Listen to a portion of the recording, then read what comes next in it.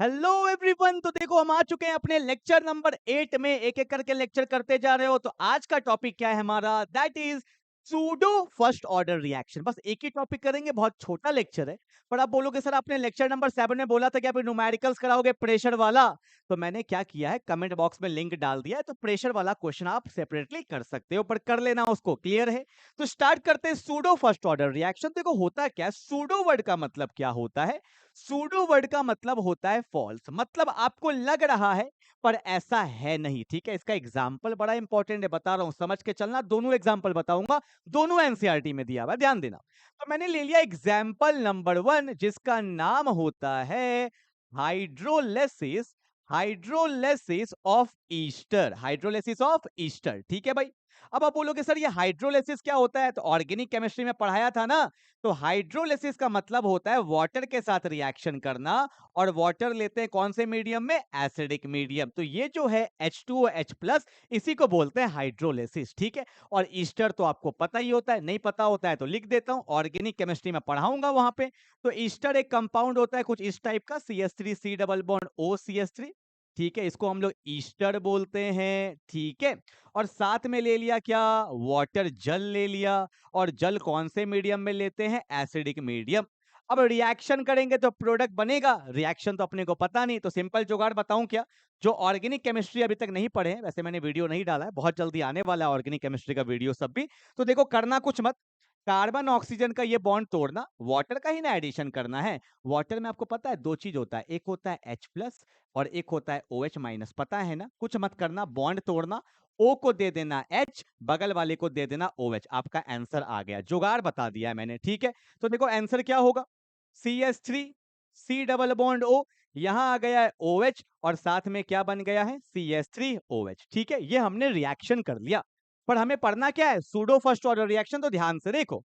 तो मैंने बोला कि टाइम t इक्वल टू 0 पे ईस्टर का कंसंट्रेशन है 0.1 मोलैरिटी। कितना? 0.1 मोलैरिटी। और वाटर का कंसंट्रेशन है 10 मोलैरिटी। तो ध्यान से देखो, वाटर का कंसंट्रेशन कितना ज्यादा है और ईस्टर का कंसंट्रेशन कितना कम है। तो मैं बोल सकता हूं यहां पे वाटर किस में है? एक्सेस में। तो वाटर को हमेशा एक्सेस में लिया जाता है। ठीक है।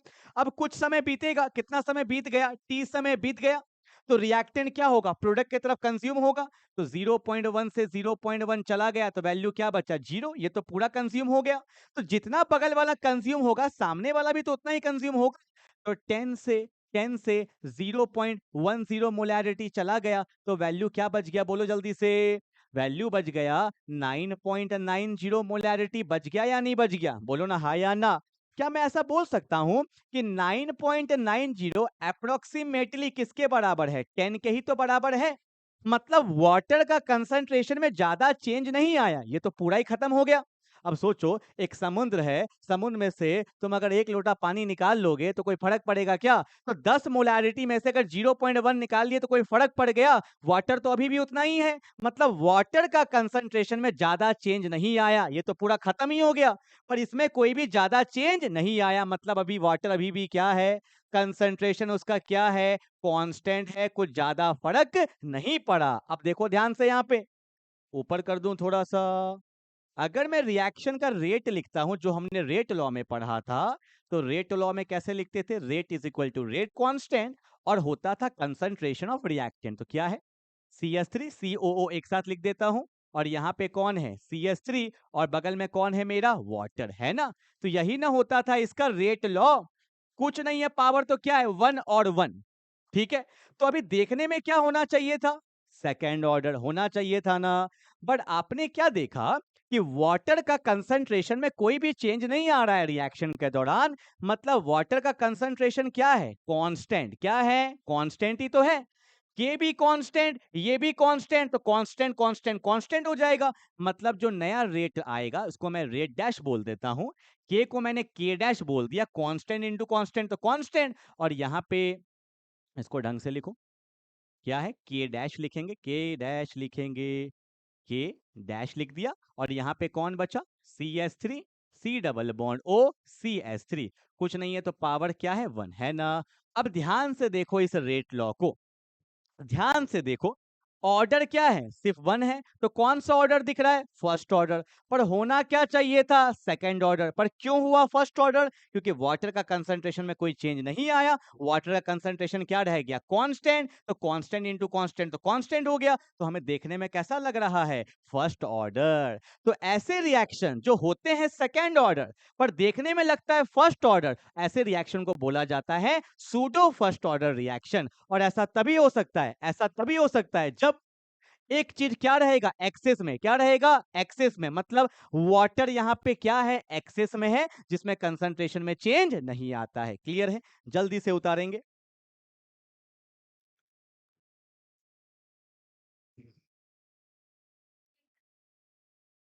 अच्छा अच्छा, एक बार एसी ऑफ कर दिए हैं क्या? हाँ भाई, एसी ऑफ कर दो।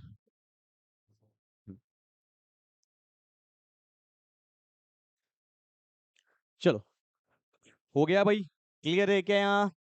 चलो भाई आगे बढ़ सकते हैं। यहां तक क्लियर है, पूरा आपको समझ में आ गया होगा। मैं एक और एग्जांपल लेता हूं, उससे आपको और क्लियरिटी आएगा, क्योंकि बुक में दोनों एग्जांपल है तो दोनों अपने को समझना है। ठीक है, चलो हटाते हैं, देखो ध्यान से। मैंने एक और एग्जांपल लिया, एग्जांपल नंबर 2, जिसको बोलते हैं inversion of sugar cane. Inversion of sugar cane, ठीक है। शुगर केन किसको बोलते हैं वो पता होगा, सुक्रोज को बेसिकली बोला जाता है। तो फॉर्मूला क्या होता है, C12H22O11। ठीक है भाई, अब मैंने क्या किया, इसको वाटर में डाल दिया। कौन सा मीडियम, वही एसिडिक मीडियम। ठीक है, तो ये मेरा क्या है, शुगर केन है। और शुगर केन को जब वाटर में डाला जाता है तो बन जाता है पता क्या, C6H12O6 ग्लूकोज बन जाता है। और साथ में C6H12O6 बनता है, इसको फ्रक्टोज बोलते हैं। आप बोलोगे सर दोनों का फॉर्मूला सेम होता है क्या? यस, दोनों का फॉर्मूला सेम होता है, पर दोनों का स्ट्रक्चर अलग होता है। ठीक है, अब देखो, मैंने बोला कि टाइम t इक्वल टू 0 पे इसका कंसंट्रेशन है 0.1 मोलैरिटी और वाटर का कंसंट्रेशन है 10 मोलैरिटी। ठीक है, कुछ समय बीता, t समय बीता, तो वाटर क्या हो गया, 0.1 में से 0.1 चला गया तो वैल्यू क्या बच गया, 0। पर 10 से भी कितना जाएगा, 0.1 जाएगा, तो वैल्यू क्या बच गया, 9.9 मोलैरिटी बच गया। तो देखो 10 मोलैरिटी हो या 9.9 हो, अप्रोक्सीमेटली तो 10 है ना। तो वाटर यहाँ पे किस में है, एक्सेस में है, और जो एक्सेस में होता है उसका रेट में कोई इंपैक्ट नहीं पड़ता। तो अगर मैं रेट लिखूंगा तो होना तो चाहिए था के, यहाँ होना चाहिए था C12H22O11 और साथ में वाटर होना चाहिए था। तो पावर कुछ नहीं है तो वन और वन, कैसा ऑर्डर, सेकेंड ऑर्डर। पर आपको पता चल गया वाटर यहाँ पे क्या है, कांस्टेंट है, कंसंट्रेशन में कोई चेंज नहीं आया। तो रेट जो बनेगा उसको बोलेंगे के डैश, कांस्टेंट इनटू कांस्टेंट तो कांस्टेंट, और यहाँ पे क्या हो गया, C12H22O11 और पावर क्या रहेगा, 1। तो होता तो सेकेंड ऑर्डर है, पर देखने में क्या लग रहा है, फर्स्ट ऑर्डर। ऐसे रिएक्शन को बोला जाता है pseudo first order reaction. Clear है? तो दो एग्जांपल बताया, पहला तो बोला हाइड्रोलिसिस ऑफ ईस्टर और दूसरा क्या, इन्वर्जन ऑफ शुगर केन। ठीक है, चलो भाई डेफिनेशन लिख ले फटाफट से। तो डेफिनेशन है क्या, a reaction which has higher order, that is second order, but experimentally found to behave as first order are called pseudo first order reaction। होता तो second order है, पर आपको देखने में कैसा लग रहा है, फर्स्ट ऑर्डर लग रहा है, इसी को बोला जाता है pseudo first order reaction. Clear है, जल्दी से उतार लेंगे फटाफट। तो ये बहुत छोटा सा लेक्चर था सूडो फर्स्ट ऑर्डर रिएक्शन का, पर जो मेरा अगला लेक्चर है ना, that's an very very important, Arrhenius equation, इसको अच्छे से कर लेना। और जो प्रेशर वाला क्वेश्चन है, प्रेशर वाला क्वेश्चन है, तो मैं लिंक इसका डाल दूंगा। वो एक्चुअल में फर्स्ट ऑर्डर का ही न्यूमेरिकल्स का पार्ट है, बहुत अच्छा क्वेश्चन बनता है, तो आप उसको वहीं पे कर लेंगे। क्लियर है? तो मिलते हैं अगले लेक्चर में, तब तक के लिए बाय बाय।